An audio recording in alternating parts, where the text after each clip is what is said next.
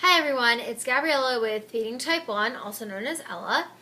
I wanted to do a quick video about why the worst decision ever for me personally was getting a feeding tube at one point. November 2015 until December 2nd, 2015, I had a feeding tube. The reason I had a feeding tube was at that point we were very desperate and my future was very uncertain and we were unable to figure any other way out. So it was a time when we as in my team and I were my future was really uncertain at that point in time. I was not in my hometown hospital. I had been transferred from inpatient to inpatient transfer from my hometown down to a hospital about 400 miles away in Maryland. It was the worst decision of my life. It was the worst thing we ever did. It was a huge mistake, and it was probably out of all the times all the things I've suffered and all the things I've endured and all the things I've been through, I think that month was the worst 30 days of my life. And here's why. After several weeks of me just not being able to eat, not being able to take in and hold down food by mouth, they thought there was only one answer. And so they decided that, well, we're going to have to put a feeding tube in. Despite my hometown team of doctors calling them and trying to talk to them and inform them, well, we've known it for this long, it's not a good idea, blah, blah, blah. So, a feeding tube was placed on November 2nd, 2015. It was the worst pain, a worst surgery procedure, the worst. I never felt pain like that in my life. I never suffered with that amount of pain in my life at any point in time through my journey with gastroparesis or anything else in my life before I began this chronic illness journey the way that I have. I had never endured anything like that. I want you to think of the worst, most horrible, highest level of pain you possibly can. Multiply that by 1,000,000, and that's what a feeding tube felt like for me. Some people do really well with feeding tubes. Some people love their tube, and because it really works well for them and it saves their life. But then there are people who have pain intolerance because of a neurological disorder or neurosystems or other secondary another condition that can cause pain receptors to be misfire and be much more sensitive.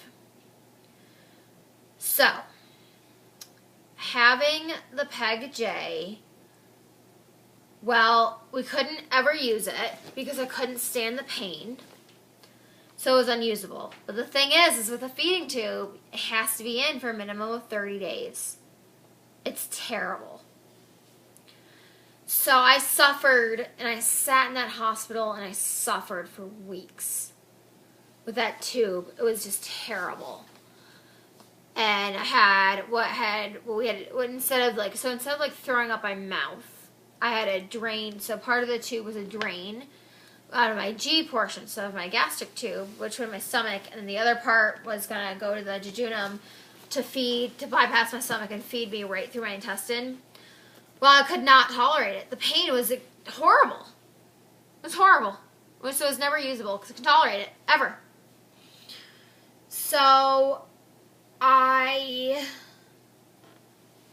had a Foley bag that was hooked up to my stomach, and it would drain into a Foley bag. Yeah, I'm not even gonna go there. So, anyway, I wanted to say that getting a feeding tube was the worst possible decision in my life ever. It was the worst pain I ever endured in my life, ever. So, I had listened to doctors, and bad things happened as a result. What I have found is, living with a chronic illness, living with multiple chronic illnesses, and then total system-wide chronic illness, failure and everything, I have learned some very valuable lessons that most people my age don't know.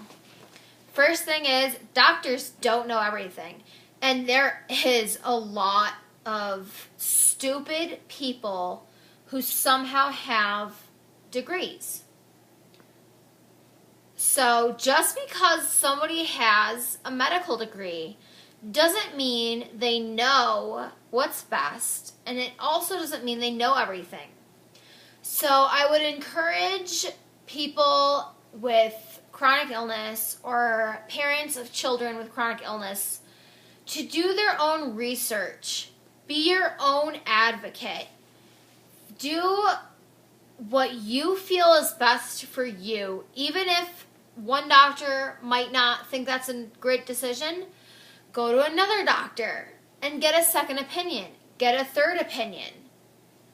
Don't rely on what the medical community tells you. Reach out to other people with the condition that you have. Find a support group. Reach out to them. Get on social media. Reach out to people who have your condition or a condition similar to yours. Do your own research. Be your own advocate. And remember, what works for you might not work for another. So even if a doctor says, well, I've done thousands of these, well, that doesn't mean you have to be 1,001. Everybody is different. What works for one might not work for another. Do your research. Become your own advocate. Become your own specialist. And you. Because at the end of the day, only you know what it feels like to be you. So it's a very individual decision.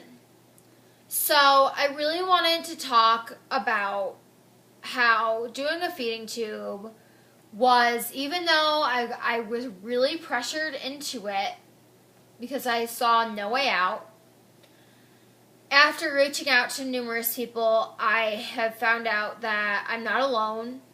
There are a lot of people who choose completely not to have a feeding tube at all, and they also they accept what may or may not be the result of that. So the number one thing is, a lot of times doctors will say, well, we can't utilize TPN, which is IV nutrition long term, because of infection. Well, there's an exception to every rule. And I'm one of them in a lot of ways. So I never got sepsis infections, and we never had to deal with sepsis infections for the entire time I was on TPN. However, we were dealing with sepsis issues from the feeding tube. At the hospital I was at, they failed to properly care for the feeding tube. 2 clips that were supposed to be removed within the first day after surgery were not. And so bacteria collected on them, and I ended up battling sepsis with the feeding tube. I won. And then at further point, I was battling sepsis through my port. We were fighting that. But I experienced, okay, so they say that TPN, there's a lot more risk for infection than there is with the feeding tube. Funny thing is, I never had issues with infection with my TPN. I only had it with the feeding tube. So usually it's the opposite, but my body did the other way around because it likes to do that. There's an exception to every rule. Just because most of the patients do this doesn't mean all of the patients have to do that. So I wanted to show this video, and really express why that it's so important to be your own advocate, do your own research, and figure out what's best for you, and not just listen to every single word every doctor says. So, I would encourage everyone who is facing the decision of a feeding tube to think of the following things. 1, quality of life versus quantity of life. 2, are you going to be able to deal with the extreme pain that is involved with a feeding tube? 3, do you have a neuro disorder or a pain receptor disorder of some kind of some sort in some sensory neural system?